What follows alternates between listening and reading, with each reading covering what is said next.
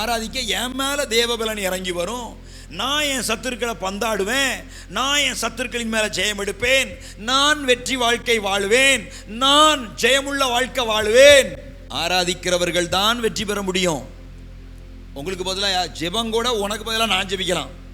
ஆராதனை அப்படி ஏதாவது வாய்ப்பு இருக்கா? கொஞ்சம் யோசிச்சு பாருங்க. உங்களுக்கு பதிலாக நான் ஆராதிக்கலாமா? எனக்கு பதிலாக நீங்கள் ஆராதிக்கலாமா? அந்த கேப்பை ஃபில் பண்ண முடியுமா? cannot be replaced by anyone else.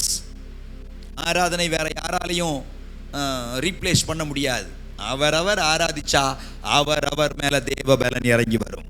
அல்லேலூயா. எனவே தேவ பலனால் நிரப்பப்படும்படியாக இனி ஆராதனை என்ற ஆயுதத்தை நீங்க கையில் எடுங்கள். இரவும் பகலும் ஆடி பாடி கர்த்தரை ஆராதிக்க பழகுங்கள். ஸ்தோத்திரம். சபை கூடி வரும்போது நீங்களும் உற்சாகமாக கூடி வாருங்க. எவ்வளோ வேலை இருந்தாலும் அதை ஒதுக்கி வச்சுட்டு முழங்கால் படிட்டு கர்த்தரை ஆராதித்து பழகுங்கள். உங்களையும் அறியாமல் ஒரு பலன் உங்களுக்குள்ளே இறங்கி வரும். நீங்கள் வழக்கமாக தோற்று போகிற இடத்துல அன்னைக்கு ஈஸியாக ஜெயிச்சு போவீங்க. என்னடா இன்னைக்கு நம்ம ஈஸியாக ஜெயிக்கிறோமே, மற்றமெல்லாம் 8 மணி வரைக்கும் தூங்குவோம், ஆனால் இன்னைக்கு காலையில் 5 மணிக்கு ஒரு உற்சாகமாக எழுப்பி நம்ம ஜெபிக்கிறோமே. அந்த ஆராதனையின் பலன் திங்கக்கிழமை உன்னை உற்சாகமாக எழுப்பி விடும், செவ்வாய்க்கிழமை உன்னை உற்சாகமாக ஜெபிக்க பண்ணும், புதன்கிழமை உற்சாகமாக உன்னை ஆராதிக்க செய்யும். ஒரு ஆமேன்னு சொல்லுங்க. ஸ்தோத்திரம். ஆராதனையின் ரகசியத்தை ஸ்தோத்திரம் சொல்லி மாளாது. அது என்னுடைய பிரசங்கம் அல்ல, ஆனாலும் நான் உங்களுக்கு சொல்லுகிறேன். ஸ்தோத்திரம். நீங்கள் ஆராதித்து பழகுங்கள். கர்த்தர் உங்களை ஆசீர்வதி. உன் செய்கைக்கு தக்க பலனை கர்த்தர் உனக்கு கட்டளையிடுவாராக. இஸ்ரவேலின் தேவனாகிய கர்த்தருடைய செட்டைகளின் கீழ் அடைக்கலமாய் வந்த உனக்கு அவராலே நிறைவான பலன் கிடைப்பதாக என்றான். இந்த வார்த்தையை போவாஸ் என்கிறவர் ரூத்தை பார்த்து சொல்லுகிறார். ரூத்தினுடைய சம்பவம் மிக மோசமான ஒரு நிலைமையிலிருந்து யாராலையும் எட்டி பிடிக்க முடியாத ஒரு உயர்வுக்கு கடந்து போன ஒரு பாதை தான் ரூத்தின் வாழ்க்கை சரித்திரம். அல்லேலூயா. ரூத்தினுடைய வாழ்க்கையை தியானிப்பது ரொம்ப ஆச்சரியமாக இருக்கிறது. நான் நேற்று ராத்திரி 2 மணி 3 மணி 4 மணிக்கெல்லாம் பைபிள் படிச்சுட்டு இருந்தேன், வசனம் கேட்டுட்டு இருந்தேன். நிறைய ரூத்தினுடைய வாழ்க்கையை குறித்த ஸ்டடியை அங்கங்கே இருந்து எடுத்து ஆராய்ச்சி பண்ணி ஸ்தோத்திரம் ரூத்தினுடைய வாழ்க்கையை அலசி ஆராய்ந்து கொண்டிருந்தேன். ஸ்தோத்திரம். உங்களுக்கு பிரசங்கம் பண்ணுவதற்காக மாத்திரமல்ல, நான் அந்த வெளிப்பாடுகளை பெற்று தேவனில் வளருவதற்காக நான் இரவில் நேரம் செலவழித்து கொண்டிருந்தேன். மெய்யாகவே அது எனக்கு ஒரு பெரிய ஆசீர்வாதமாக இருந்தது. நீங்கள் புரிந்து கொள்வதற்காக மிக சுருக்கமாக அதை சொல்கிறேன். பெத்லஹேம் அப்படின்னு ஒரு சின்ன கிராமம். திருநெல்வேலியில் வண்ணார்பேட்டை இருக்கிற மாதிரி எருசலேமில் பெத்லஹேம், சரியா? அப்படி ஒரு சின்ன கிராமம். அந்த கிராமத்தில் எலிமலேக்கு, ஷார்ட்டாக சொல்லணும்னா எலி, ஸ்தோத்திரம், மிஸ்டர் எலி, அவர் பேர் எலிமலேக்கு ஃபுல் பேர். அவருடைய மனைவி நகோமி. அவங்களுக்கு 2 பாய்ஸ், 2 ஆம்பளை பையங்க. ஒருத்தன் பேர் மக்லோன், இன்னொருத்தன் பேர் கிலியோன். ஸ்தோத்திரம். இவங்க நல்ல சந்தோஷமாக வாழ்ந்துட்டு இருக்கும்போது அந்த எருசலேமில், அந்த பெத்லஹேமில் ஒரு பெரிய பஞ்சம் உண்டாகுது. அந்த பஞ்சத்தில் அவங்க வித்ஸ்டாண்ட் பண்ணி நின்றுக்கலாம். ஏன்னா அன்னைக்கு பெத்லஹேமில் இருந்த எல்லாருமே அந்த பஞ்சத்தை தாங்கி தாக்கு பிடிச்சி நின்னாங்க. எருசலேம் சபைக்கு ஒப்பனையாக இருக்கிறது. அப்படி தானே கர்த்தர் நம்மளோட பேசினார் போன மாதம். அப்போ சபையில் ஒரு பஞ்சம் வரும்போது, ஒரு நெருக்கம் வரும்போது, எல்லாரும் வித்ஸ்டாண்ட் பண்ணி நிற்கும்போது இந்த எலிமலேக்கு கொஞ்சம் கொழுப்பெடுத்து, சில கொழுப்பெடுத்த விசுவாசிகள் பிச்சுக்கிட்டு போகிற மாதிரி இவனும் பஞ்சம் பிழைக்க போகிறோம் என்று சொல்லி தன் மனைவியையும் 2 பிள்ளைகளையும் கூட்டிக் கொண்டு ஸ்தோத்திரம் பக்கத்தில் இருக்கிற மோவாப் தேசத்துக்கு போகிறான். ஸ்தோத்திரம். அப்போது எருசலேம் கர்த்தருடைய நகரம், எருசலேம் சபைக்கு ஒப்பனையாக இருக்கிறது. அங்கே பஞ்சம் வருமா? அங்கே பஞ்சம் வரலாமா? பைபிளில் போட்டிருக்குது. ஆனானப்பட்ட பெத்லஹேமில் என்ன வந்தது? பஞ்சம் வந்தது. ரூத்தின் புஸ்தகம் 1ஆம் அதிகாரம் 1ஆம் வசனத்தை நீங்கள் வாசிப்பீங்கன்னா அது எப்படிப்பட்ட பஞ்சம் என்பதை அங்கே குறிப்பிட்டு சொல்லப்பட்டிருக்கிறது. வாசிங்க பாப்போம். ரூத் 1:1. நியாயாதிபதிகள் நியாயம் விசாரித்து வரும் நாட்களில், நியாயாதிபதிகள் நியாயம் விசாரித்து வரும் நாட்களில் தேசத்திலே பஞ்சம் உண்டாயிற்று. தேசத்துல ஒரு பஞ்சம் உண்டாயிற்று. நியாயாதிபதிகள் நியாயம் விசாரித்து கொண்டிருக்கிறார்கள். அது கர்த்தருடைய ஜனங்கள் வாழுகிற எருசலேம் தான், பெத்லகேம் தான். ஆனாலும் அங்கே என்ன உண்டாயிற்று? ஒரு பஞ்சம் உண்டாயிற்று. சபைக்கு ஒப்பனையாயிருக்கிற எருசலேமிலே, பெத்லகேமிலே சில நேரத்தில் சில பஞ்சம் என்ன செய்யலாம்? வரலாம். அப்படி பஞ்சம் வந்த உடனே சபையை விட்டு இந்த மாதிரி என்ன செய்யக்கூடாது? அத்துக்கிட்டு போக கூடாது. ஸ்தோத்திரம். இவங்க இங்க விட இக்கரைக்கு அக்கறைக்கு அக்கறை பச்சை அப்படின்னு சொல்லி இந்த எலிமலேக்கு தன் மனைவி நகோமியையும் தன் மகன் மக்லோன் கிலியோனையும் கூட்டிக் கொண்டு இந்த குடும்பம் மோவாப் என்ற தேசத்துக்கு புறப்பட்டு போகிறது. வேத ஆராய்ச்சியாளர் சொல்கிறாங்க 6-7 நாட்கள் கிட்ட நடந்து போனான். இப்போ பஸ்ஸு ஃப்ளைட் எல்லாம் வந்துட்டு ஒரு ஆற்றை கடந்து அந்த பக்கம் போனோம். அந்த ஆறு வற்றி போய் விட்டது, தண்ணி இல்லை. இந்த குடும்பம் ஸ்தோத்திரம் அந்த ஆற்றை கடந்து அந்த கரையில் மோவாப் தேசம் என்ற தேசத்தை நோக்கி பயணம் போகிறார்கள். போய் 5 வருஷம் 10 வருஷம் கூட்டியிருக்காங்க. 10 வயசில் கூட்டிகிட்டு போன பையங்கள்லாம் 20-25 வயசுக்கிட்ட ஆயிட்டாங்க. 10 வருஷம் ஆயிட்டு. ஸ்தோத்திரம். இப்போ அந்த ஊரில் இந்த பையங்களுக்கு பொண்ணும் எடுத்து பையங்களுக்கு கல்யாணம் பண்ணி கொடுத்தாச்சு. இப்போ கல்யாணம் பண்ணது யாருன்னு பார்த்தா அந்த மோவாப் தேசத்தில் ராஜ குடும்பத்தை சேர்ந்த 2 பெண்களை, அக்கா தங்கச்சியை இந்த அண்ணன் தம்பிக்கு என்ன செய்கிறாங்க?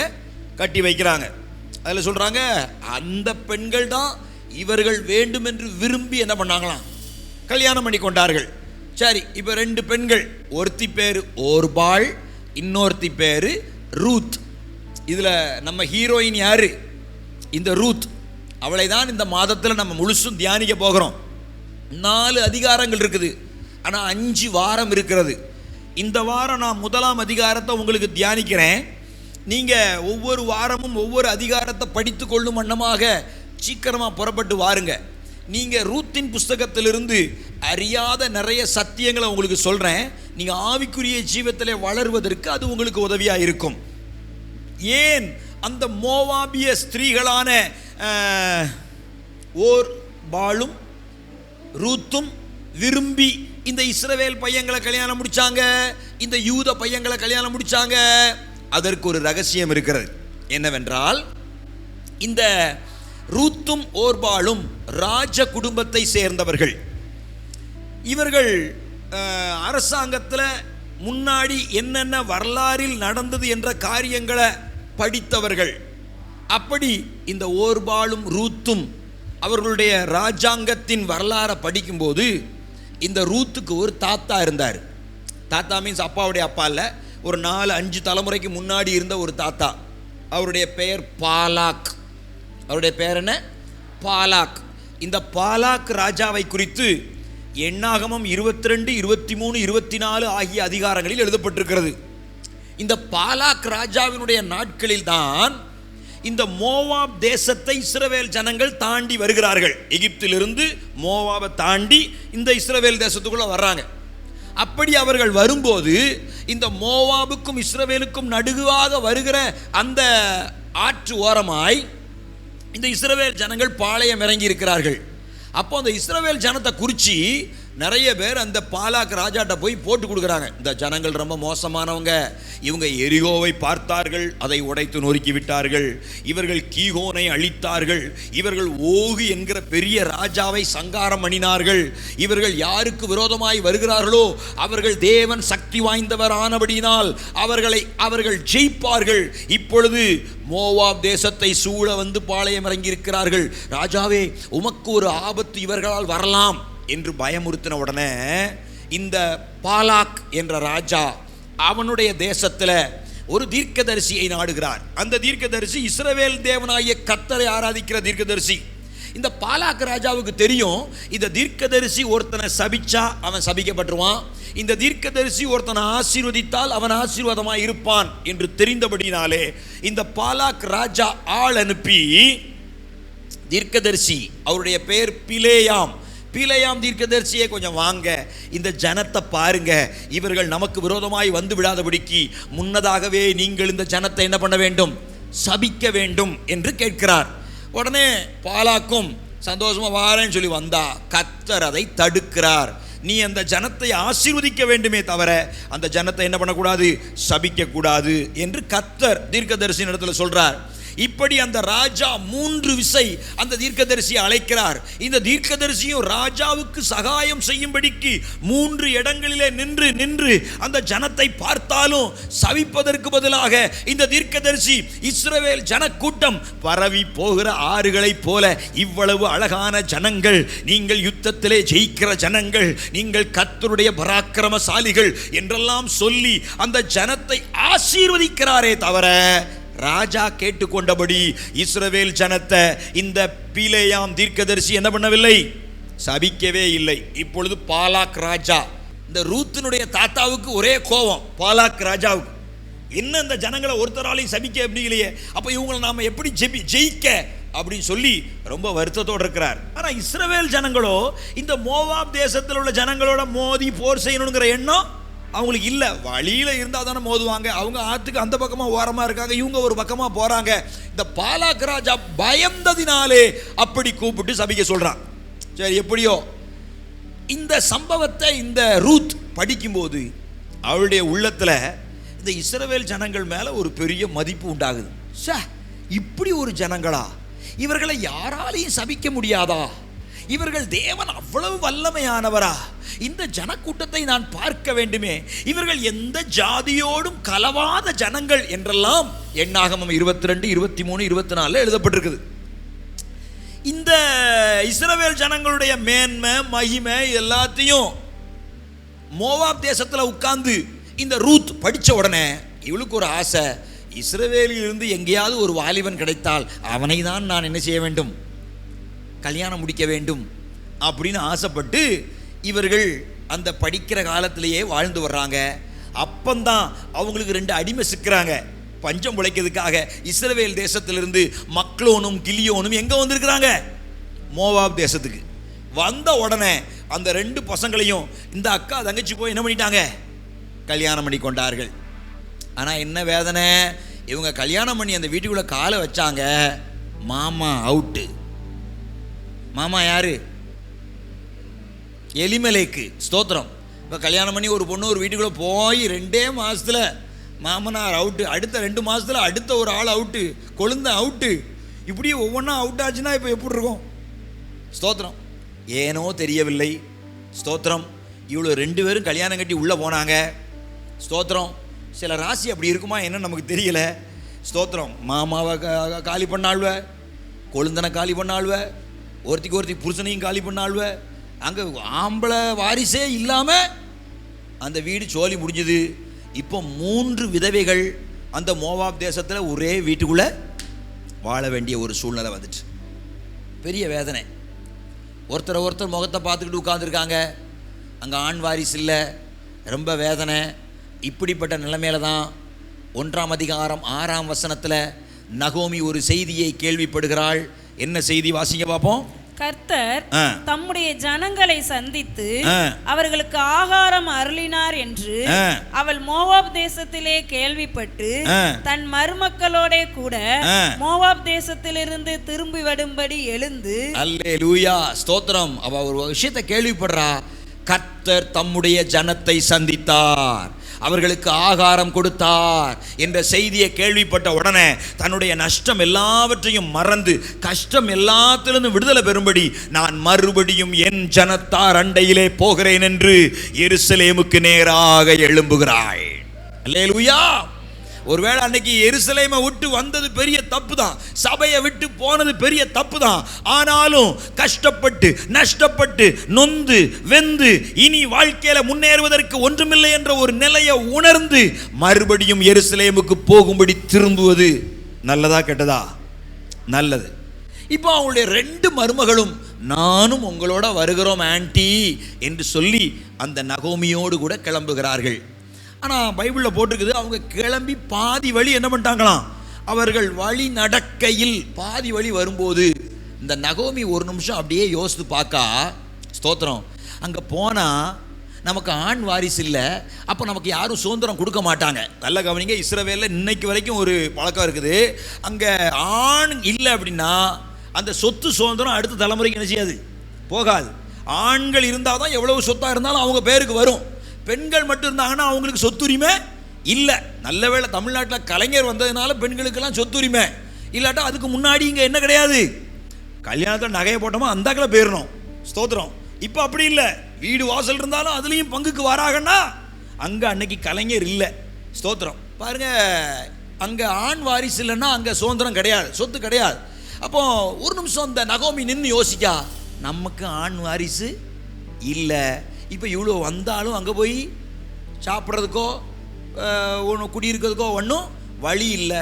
நம்ம வயல் வெளி சொத்தெல்லாம் திருப்பி கொள்வதற்கு நம்மள்ட்ட ஒரு ஆண் வாரிசு இல்லை. அப்படி இருக்கும்போது இவங்களை கூட்டிகிட்டு போய் வேஸ்ட்டு, நம்மளே பிச்சை எடுக்கமா என்ன செய்ய போகிறோன்னு தெரில, இதில் இவங்களையும் சேர்த்து கூட்டிகிட்டு போய் என்ன செய்யன்னு சொல்லி நடுவழியில் நிறுத்துங்க மக்களே, என் மக்களே. ஸ்தோத்திரம். நீங்கள் கவனிங்க, இனிமே என் கூட வர வேண்டாம். நீங்கள் தயவுசெய்து உங்கள் தேசத்துக்கு என்ன செய்யுங்க, போங்க. அங்கே நீங்கள் ஒரு நல்ல மாப்பிள்ளையை பார்த்து கல்யாணம் பண்ணி சந்தோஷமாக வாழுங்க. என்னால் உங்களுக்கு வாழ்க்கை கொடுக்க முடியாது, நான் கல்யாணம் முடிச்சு இன்னொரு பிள்ளையை பெற்று உங்களுக்கு தரவும் முடியாது. அதனால் நீங்கள் தயவுசெய்து போங்க அப்படின்னு இந்த நகோமி அம்மா சொல்கிறாங்க. அப்போது ஸ்தோத்திரம், இந்த மூத்தவா இருக்கா பாருங்க, ஓர்பாள், இவா ஸ்தோத்திரம் அத்தை ஒரு முத்தம் கொடுக்குறாங்க. அத்தை முத்தம் விட்ட உடனே அவள் சத்தமிட்டு அழுதாள் என்று பைபிளில் போட்டிருக்கு. ஸ்தோத்திரம். அவள் சத்தமிட்டு அழுது அவள் தன் வழியை என்ன செஞ்சிட்டாளாம், போய்விட்டாளாம். ஸ்தோத்திரம். ஆனால் இந்த ரூத்தோ முத்தத்தை வாங்கினா மட்டுமல்ல, அவள் பற்றி கொண்டாள் என்று பைபிளில் போட்டிருக்கு. ஒருத்தி முத்தத்தை வாங்கி சத்தமிட்டாள், இன்னொருத்தி முத்தத்தை வாங்கி பற்றி கொண்டாள். நீங்க 1ஆம் அதிகாரம் 14ஆம் வசனத்தை வாசிங்க. அப்பொழுது அவர்கள் சத்தமிட்டு அதிகமாய் அழுதார்கள். சரி. ஒருபாள் தன் மாமியை முத்தமிட்டு போனாள், ரூத்தோ அவளை விடாமல் பற்றி கொண்டாள். ஒருத்தி முத்தமிட்டு போனாள், இன்னொருத்தி விடாமல் பற்றி கொண்டாள். அல்லேலூயா. ஸ்தோத்திரம். நம்ம வாழ்க்கையில நிறைய பேர் வருவாங்க, முத்தமிடுவார்கள், போய் விடுவார்கள். ஆனால் சிலர் மாத்திரமே பற்றி கொள்வார்கள். அல்லேலூயா. ஸ்தோத்திரம். 12 சீசர்களில் ஒருவன் வந்தான், முத்தமிட்டான், போய்விட்டான். மற்றவர்களோ இயேசுவை பற்றி கொண்டார்கள். அல்லேலூயா. நீங்கள் முத்தமிடுகிறவர்களா, பற்றி கொள்ளுகிறவர்களா? உங்களை நீங்களே நிதானித்து பாருங்கள். உங்க வாழ்க்கையில் அநேகர் வருவார்கள், நானாச்சு, நான் இன்னும் உனக்கு அதை செஞ்சிடறேன், நான் உன்னை கை தூக்கி விட்டுறேன், நான் உன்னை காப்பாற்றிடுறேன் என்றெல்லாம் சொல்லுவார்கள். அவர்கள் எல்லாம் முத்தமிடுகிறவர்கள். அவர்கள் பற்றி கொள்வார்களா என்று கேட்டால் பற்றி கொள்ள மாட்டார்கள். சிலர் முத்தமிட மாட்டார்கள், எப்பொழுதும் முறைக்கிற வண்ணமாகவே இருப்பார்கள். ஆனாலும் அவர்கள் என்ன செய்வார்கள், பற்றி கொள்ளுவார்கள். ஸ்தோத்திரம். ஆமாம், இந்த இஸ்ரவேலுக்குள்ளே இந்த முத்தமிடுற காரியம் ரொம்ப முக்கியமான பங்கு வகிக்கிற காரியமாக இருக்கிறது. ஸ்தோத்திரம். நல்ல கவனிங்க. பிரிந்து போவதற்கும் இணைந்து வருவதற்கும் இந்த முத்தமிடுதல் ஒரு அடையாளமாக இருக்கிறது. லூக்கா 15ஆம் அதிகாரத்திலே கெட்ட குமாரன் ஒரு முத்தத்தினால் மறுபடியும் தகப்பனோடு இணைக்கப்பட்டான். தன் சொத்துக்களை எல்லாம் அழித்து ஒன்றுமில்லாதவனாய் திரும்பி வரும்போது அவனை ஏற்றுக்கொள்வதற்கு அடையாளமாக அந்த தகப்பன் அந்த இளைய குமாரனுக்கு முத்தமிட்டு அவனுக்கு மோதிரம் போட்டு பாதரட்சை மாட்டி வஸ்திரங்களை கொடுத்து விருந்து உண்டு பண்ணி அவனை தன் வீட்டோடு ஏற்றுக்கொள்வதற்கு அந்த முத்தம் ஒரு அடையாளமாக இருந்தது. காட்டி கொடுப்பதற்கானாலும் ஏற்றுக்கொள்வதற்கானாலும் முத்தம் அடையாளமாக இருக்கிறது. இங்கே ஒருவள் முத்தமிட்டு சத்தமிட்டு போய்விட்டாள், மற்றொருவளோ பற்றி கொண்டு பின்பற்றி வந்தாள். அல்லேலூயா. ஸ்தோத்திரம். அன்னைக்கு அந்த ரூத் எடுத்த தீர்மானம் அவளுடைய வாழ்க்கையை தலைகீழாய் மாற்றிவிட்டது. நல்ல கவனிங்க. இந்த ரூத் ஏன் இவ்வளவு ஸ்ட்ராங்காக இருந்தாள் என்பதற்கான வேத ஆதாரத்தை தான் நான் எண்ணாகமம் 22, 23, 24 உங்களுக்கு நான் சொன்னேன். அதை நீங்கள் ரொம்ப ஆழமாக படித்தீங்கன்னா அந்த ஹிஸ்ட்ரி ரொம்ப அருமையாக இருக்கும். அந்த நியாயாதிபதிகளுடைய நாட்களிலே என்னென்ன காரியங்கள் நடந்தது என்பதையெல்லாம் நாம் அங்கே பார்க்க முடியும். பாருங்க, 23ஆம் அதிகாரம் 5 முதல் 11 வரைக்கும் உள்ள வசனங்களை குறித்து கொள்ளுங்கள். 23:5 முதல் 11 வரைக்கும் உள்ள வசனங்களை குறித்து கொண்டு நீங்க வாசித்து பாருங்க. ஸ்தோத்திரம். அந்த சம்பவம் தான் ரூத்துடைய இருதயத்தில் இஸ்ரவேல் ஜனத்தின் மேலையும் இஸ்ரவேலின் தேவனாகிய கர்த்தர் மேலையும் அவளுக்கு ஒரு பெரிய விருப்பத்தை, வாஞ்சையை உண்டாக்கியது. அல்லேலூயா. அவள் கேள்விப்பட்ட அந்த விஷயத்தின் நிமித்தம் இஸ்ரவேலின் தேவனாகிய கர்த்தரை விடாமல் பற்றி கொள்கிறவர்களாக ரூத் மாறி போனாள். அல்லேலூயா. அவள் இந்த நகோமியோடு கூட இருந்து சகல துன்பங்களையும் பார்த்தவள். இந்த நகோமியோடு கூட இருந்து நகோமியின் கணவன் தன் மாமன் இறந்ததை பார்த்தவள். நகோமியோடு கூட இருந்து அவளுடைய கொழுந்தன் இறந்ததை பார்த்தவள் இந்த ரூத்து. நகோமியோடு கூட இருந்து தன் சொந்த கணவன் மரித்ததை பார்த்தவள் இந்த ரூத்து. நகோமி பார்த்த அத்தனை நெகட்டிவையும் இந்த ரூத்தும் கூட இருந்தே பார்த்திருக்கிறாள். ஆனாலும் நகோமி பேசிய ஒரு வார்த்தையை கூட இந்த ரூத் தன் வாயால் பேசவில்லை. நீங்க அதே 1ஆம் அதிகாரம் 11, 12, 13 ஆகிய வசனங்களை வாசிப்பீங்கன்னா இந்த நகோமி பெதற்றுவாள், உளறுவாள். ஸ்தோத்திரம். அதையும் தாண்டி 21வது வசனத்தை வாசிப்பீங்கன்னா வாசிங்க பாப்பா. 21. நான் நிறை உள்ளவளாய் போனேன், நான் நிறை உள்ளவளாய் மோவாப் தேசத்துக்கு போனேன், கர்த்தர் என்னை வெறுமையாய் திரும்பி வர பண்ணினார். அட பாதவத்தி, கர்த்தரா உன்னை அப்படி பண்ணாரு? நீ கொழுத்து போய் போன, ஆனா இவ யார் மேல பழிய போடுறா? ஏன் அன்னைக்கு எருசலேம்ல பெத்லகேம்ல வாழ்ந்தது மக்கள் இல்லையா? அன்றைக்கு அவர்களெல்லாம் வாழும்படியான சூழ்நிலையை கர்த்தர் கிருபையா தந்தாரே. நீ சபையை விட்டு கொழுத்து போன இடத்துல மூஞ்சி மோர உடைஞ்சி நான் இப்ப வெறுமையா திரும்ப வருகிறேன் என்று சொல்லுவாயானால் அதுக்கு கர்த்தர் காரணம் கிடையாது. ஆனாலும் அவர்கள் யாரைத்தான் காரணமா சொல்லுவாங்க? கர்த்தர் தான் காரணமா சொல்லுவாங்க. நான் நிறைவுள்ளவளாய் போனேன், கர்த்தர் என்னை வெறுமையாய் திரும்ப கொண்டு வந்தார். கர்த்தர் என்னை சிறுமைப்படுத்தி, கர்த்தர் என்னை சிறுமைப்படுத்தி, சர்வ வல்லவர் என்னை கிளேசப்படுத்தி இருக்கையில், சர்வ வல்லவர் என்னை கிளேசப்படுத்தி இருக்கையில் நீங்கள் என்னை நகோமி என்பானேன் என்றார். ஆமா, நகோமி என்றால் நகைப்பு, சிரிப்பு என்ற அர்த்தம். நீங்க என்ன பார்த்து சிரிக்கிற மாதிரியா என்னைய வச்சிருக்காரு ஆண்டவர்?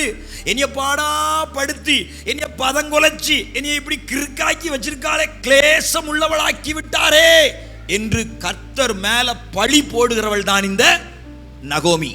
ஆனா நகோமி குடும்பத்துக்குள்ள சந்தித்த அத்தனை பிரச்சனையும் இந்த ரூத் என்ன பண்றா?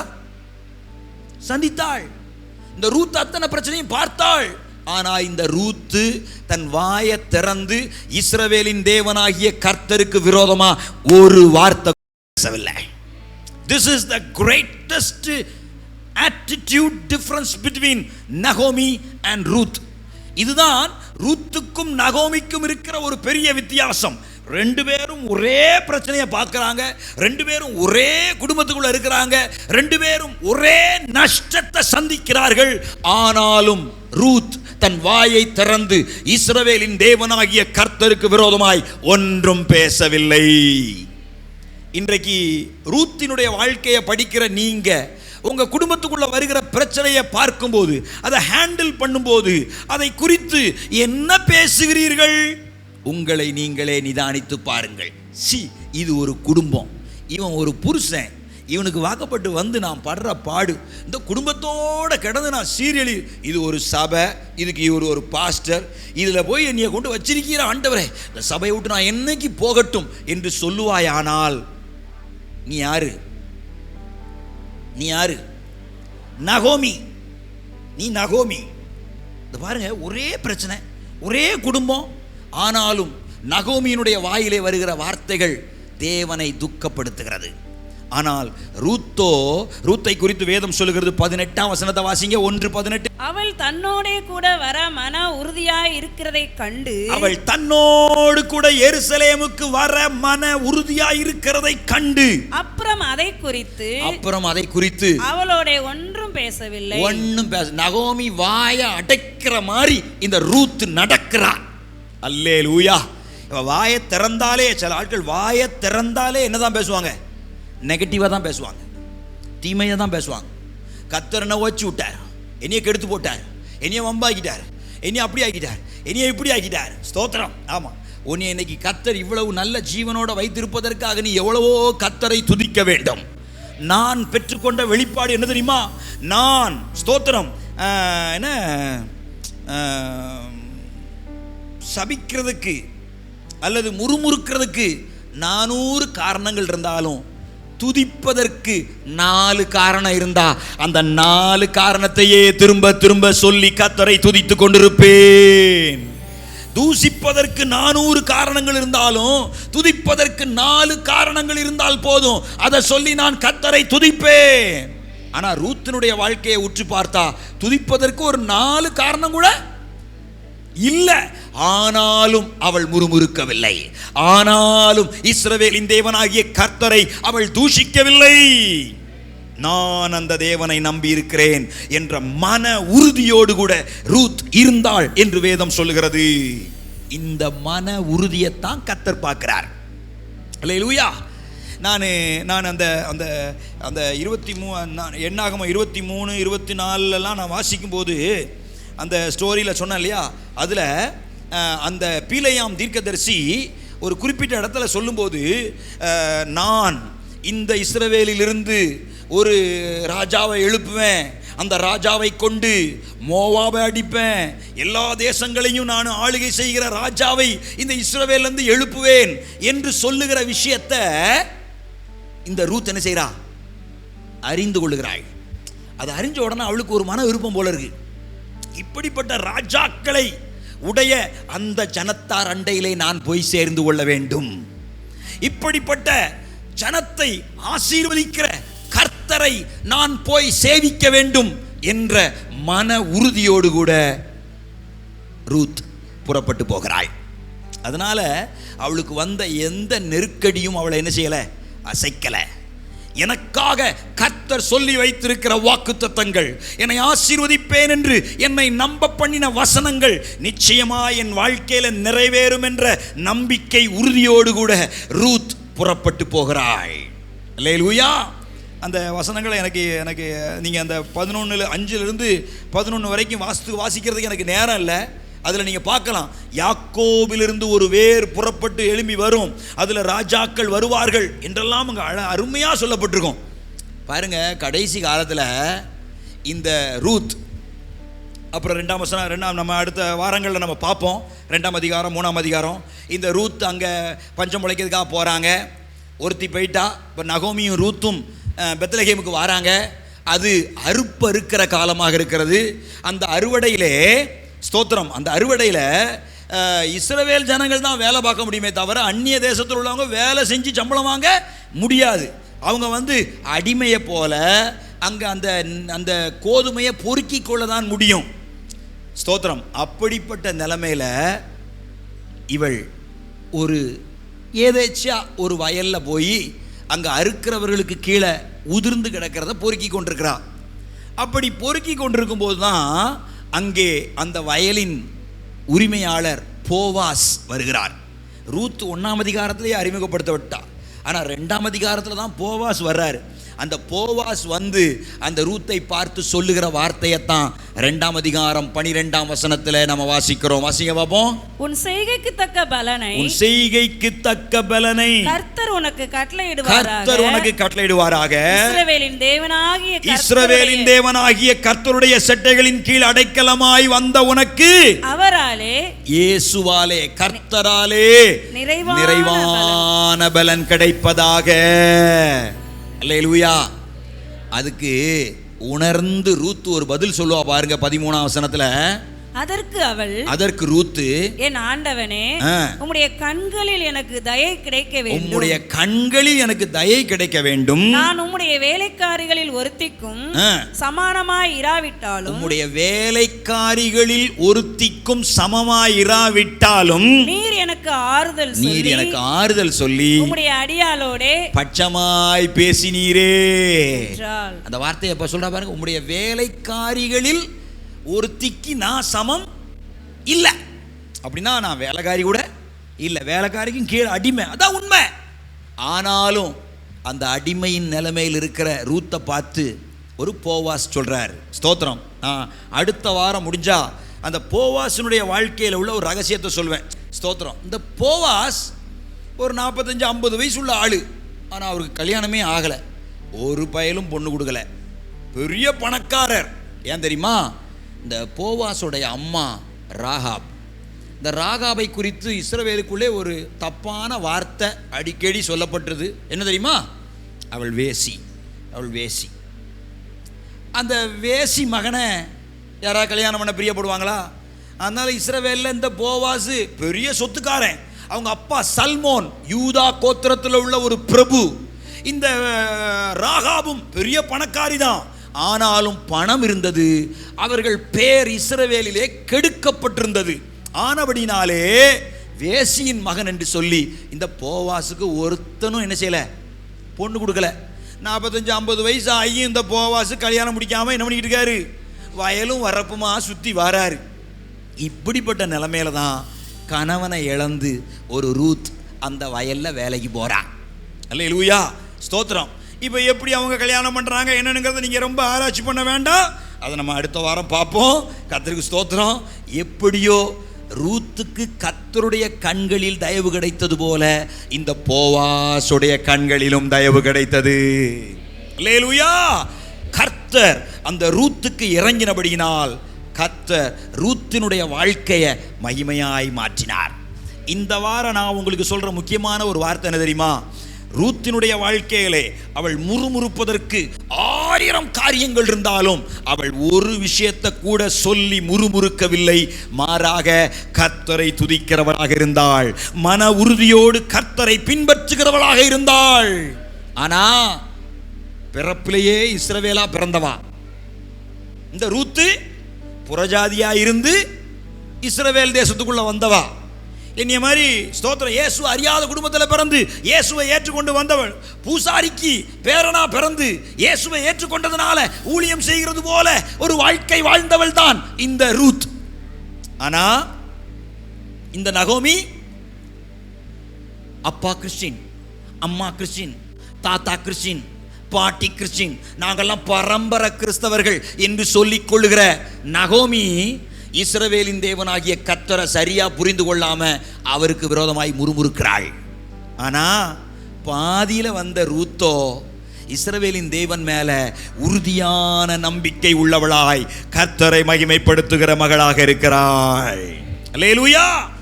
நீங்க ஆதியில கிறிஸ்தவர்களா பாதியில கிறிஸ்தவர்களா என்பது முக்கியமல்ல.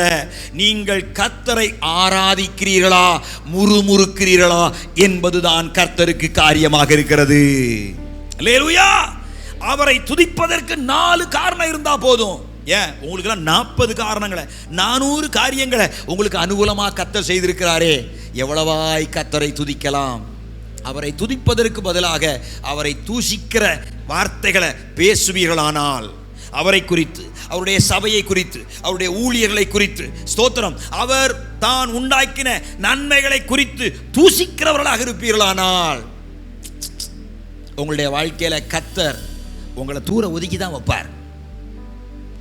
ஆனால் ஒரு ரூத் தன்னுடைய வாழ்க்கையில கர்த்தர் தனக்கு எவ்வளவோ தீமைகளை அனுமதித்தார் என்று நகோமியை சொல்ல கேட்டாலும் அவள் தன் வாயை திறந்து கர்த்தரை என்ன செய்யல, ஒரு வார்த்தை கூட தூஷிக்கல. அவர் எனக்கு எதை அனுமதித்தாலும் அதை நன்மைக்கு ஏதுவாகவே அனுமதிப்பார். அவர் என்னை ஒருபோதும் கைவிட மாட்டார். அன்று பீலேயாம் தீர்க்கதரிசியின் மூலமாக இந்த இஸ்ரவேல் சந்ததியிலிருந்து ராஜாக்கள் எழும்பி மோவாவை ஜெயிப்பார்கள் என்று சொல்லி வைத்தாரே. 23ஆம் அதிகாரம் 5ஆம் வசனத்திலிருந்து 11ஆம் வசனம் வரைக்கும் அந்த வாக்கு தத்துவம் என் வாழ்க்கையில் நிறைவேறட்டும் என்று அவள் ஜெபித்தாளோ என்னவோ. 4ஆம் அதிகாரத்தில் ரூத்துக்கு ஒரு மகன் பிறக்கிறான். அவன் பெயர் ஓபேத். அந்த ஓபேத்துக்கு ஒரு மகன் பிறக்கிறான். அவன் பெயர் ஈசாய். அந்த ஈசாய்க்கு ஒரு மகன் பிறக்கிறான். அவன்தான் தாவீது. அந்த தாவீது சமஸ்த இஸ்ரவேலையும் ஆளுகை செய்கிற ராஜாவாய் மாறினான். ஒரு புறஜாதியாய் மோவாப் தேசத்திலிருந்து வந்திருந்தாலும் ராஜாக்களை பெற்றெடுக்கிற சந்ததியின் தாயாக கர்த்தர் ரூத்தை மாற்றினார். காரணம், அவள் இருதயம் கர்த்தருக்காக உறுதியாய் நின்றது. இன்னைக்கு ஒரு சொல்லு பொறுக்க முடியல, இன்னைக்கு ஒரு வார்த்தை பொறுக்க முடியல. ஸ்தோத்திரம். உடனே கோவிச்சுக்கிட்டு நான் போறேன், நீ போற, நான் போனாலும் 4 பேரை சேர்த்து கூட்டிட்டு போவேன். நான் ஒன்றும் சொல்லலை, நகோமியை போல அல்ல, தூஷிக்கிறவர்களாக அல்ல. எருசலேமுக்கு திரும்புங்கள், கர்த்தரை நோக்கி திரும்புங்கள், கர்த்தருடைய இரக்கத்தை பெற்றுக்கொள்ளும்படி அவரை நாடுங்கள். ஸ்தோத்திரம். எவ்வளவு நெருக்கமான சூழ்நிலையிலும் மன உறுதியோடு ரூத்தை போல கர்த்தரை பின்பற்றுவதற்கு வைராக்கியம் கொண்டு பாருங்கள். உங்களுடைய வாழ்க்கையில ஸ்தோத்திரம், நினைத்து பார்க்க முடியாத உயர்வுகளுக்குள்ளே உங்களை கொண்டு போவதற்கு இஸ்ரவேலின் தேவனாகிய கர்த்தர் உண்மை உள்ளவராக இருக்கிறார்.